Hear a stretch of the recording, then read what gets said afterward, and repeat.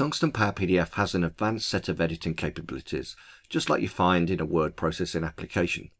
Now with the document opening from the ribbon bar, we'll go to Edit and Convert to Editable. We'll choose if this is a form or a document.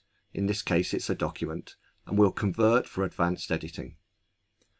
Once converted, we can see our advanced edit toolset. We can add, delete and modify text. In this case, we'll switch out the text for this headline. We can also select objects on the page. For example, this High Performer award graphic. We can delete that if we like. We can also change the alignment of certain parts of the page. Let's go ahead and justify this text. We can also change the text direction, the actual page size itself, and quite a few different things with the page layout. And when we're all done, we can close the advanced editor and choose to finalize those changes.